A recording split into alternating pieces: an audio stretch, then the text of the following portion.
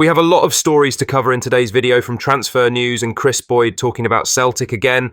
We will cover all of this and all the latest from around the club in the last 24 hours. But first, make sure you like this video and subscribe to the channel for more Celtic content. Celtic's pursuit of Matias Kistgard has entered an important period, with the Danish striker now commanding a reported £12 million price tag after a breakout season at Brøndby. The 23-year-old has become one of the most sought-after talents in Scandinavia, and the Hoops are battling rising interest from clubs across Europe. The striker netted 23 goals in 38 games last season, a tally that's not only earned him a call-up to the Denmark national team, but pushed his club to the brink of a record transfer windfall. Celtic first made moves for Kistgard last summer, but the initial £9 million asking price was deemed too steep. Now, that valuation has climbed, and with good reason. Kistgard's growth has been steady rather than explosive, but his all-round game has developed dramatically. With Kyogo having left for Rennes and Dayme Maida's failing to step up consistently, the Hoops are in the market for a top-quality striker. Rodgers and the recruitment team are now weighing whether to make a bold move that could define their summer window. The forwards path hasn't been without its complications. Early in his career, he was once accidentally substituted after his number was mistakenly shown by Brøndby boss Niels Fredriksen. It may have been a sign of how overlooked he was back then, but few in Denmark are missing his impact now. Niels Fredriksen had this to say: "It was a big surprise for me. Kistgard did significantly better than I would have dared to hope for. It was of course nice and fantastic, but that's what he has done. In the playoffs, he proved to be our sharpest striker and will probably end up as our top scorer. I didn't see it coming, but hats off to Kistgard. He's taken the Superliga by storm. He works really hard and is a tough striker to play against defenders. He has good finishing skills and a good head game, and we actually knew that, but he's taken the step very quickly and he's done it well. It's great," he concluded. Celtic fans have heard Kistgard's name linked for over 2 years, and there's growing hope the club will finally get their man. With international teammate Kasper Schmeichel at Celtic Park and Matt O'Reilly also in the Denmark fold, there are quiet whispers that internal nudges could help steer the move over the line. The only sticking point remains the fee. Celtic are no strangers to big money deals, but will need to weigh up whether Kistgard's value can translate to goals at paradise. The club's recent record in the transfer market has been hit and miss, and this one could define the summer. But if Celtic are serious about adding a goalscorer ready to lead the line, Kistgard's name remains at the very top of the list. Now it's up to the board to match that ambition with action. Now for the main story, as former Rangers striker and Ibrox cheerleader Kris Boyd raised eyebrows back in September with a bold prediction towards Celtic. But the former striker surprised many when he predicted Rodgers' side would cruise to the title, even while most were still sizing up the new-look squad. At the time, Celtic had opened the Premiership campaign with 4 wins from 4, including a dominant 3-0 performance in their final match before the first international break. Rangers, by contrast, had already slipped up with 2 wins, a draw and a defeat from their opening 4 fixtures. Boyd, ever blunt, didn't mince his words, and as it turns out, he didn't miss either.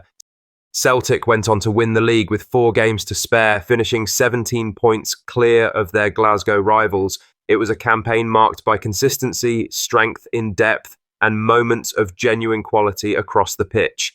Boyd's words, perhaps dismissed at the time by some on both sides, proved to be on the money. Rodgers' second brought structure and steel, with the likes of Rio Hatate, Dayme Maida and Callum McGregor setting the tone. From the back line to the final third, Celtic managed the season with control and authority for the most part, rarely showing signs of any title race at all. Boyd said, "Even I've been impressed by the way Celtic have started the season, and that takes a lot for me to say that. I just get the feeling they're going to have too much. The business they've done, they're strong enough, and they will win the league by a good few points," he said. Rodgers' men never looked back, dispatching teams with efficiency and holding their nerve when it mattered.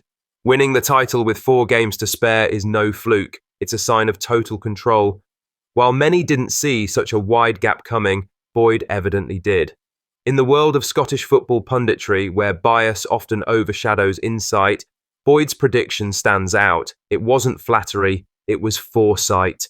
And when the final whistle blew on the season, it was his words ringing truest of all. It's not often a Rangers voice calls a Celtic title win so clearly, but Boyd's words, have stood the test of time. Whether through gritted teeth or not, he saw the signs early. And they played out exactly as he suggested. Celtic didn't just win the league, they ran away with it. Boyd might not enjoy being reminded, but his prediction was bang on. In a season where Rodgers' men left no doubt even their fiercest rivals could see what was coming. Lastly, Brendan Rodgers was full of praise for Dayme Maida following the Japanese forward's outstanding 2024 to 2025 campaign, during which he emerged as Celtic's standout performer. Maida netted an impressive 33 goals in 51 appearances, cementing his place as a central player in Rodgers' side after a positional shift midway through the season.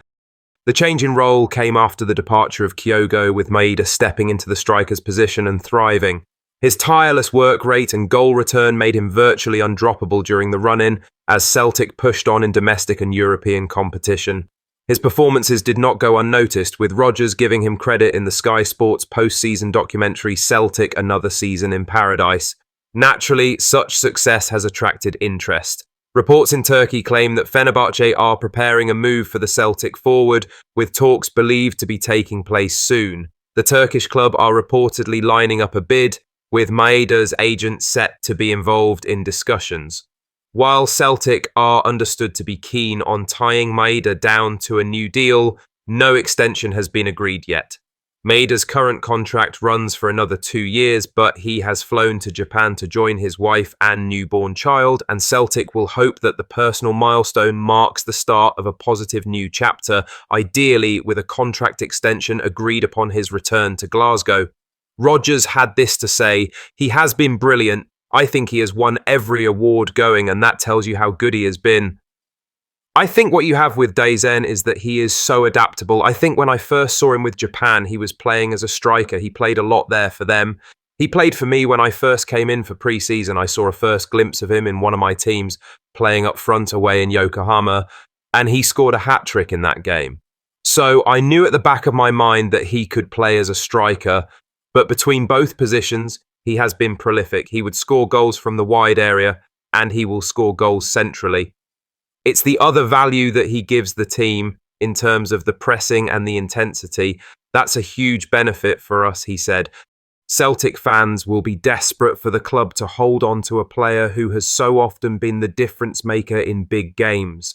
Whether operating from the wing or through the middle, Maida's energy and eye for goal have become key to how Rodgers' side play. While Fenerbahce's reported interest is not unexpected, Celtic's response will be closely watched. Losing a player of Maida's level would be a massive blow, particularly without a ready-made replacement currently in the squad. With 2 years left on his deal, Celtic still hold a strong position, but time will tell if that leads to a renewed contract or a major summer transfer. The next few weeks will prove huge in shaping the club's forward line for next season. For now, Maida enjoys some well-earned family time back in Japan, but all eyes will be on whether he returns to Glasgow to sign on for the long term or to weigh up a move abroad. What are your thoughts on these? Let us know down in the comment section below. Make sure you've liked this video and subscribe to the channel for more Celtic content.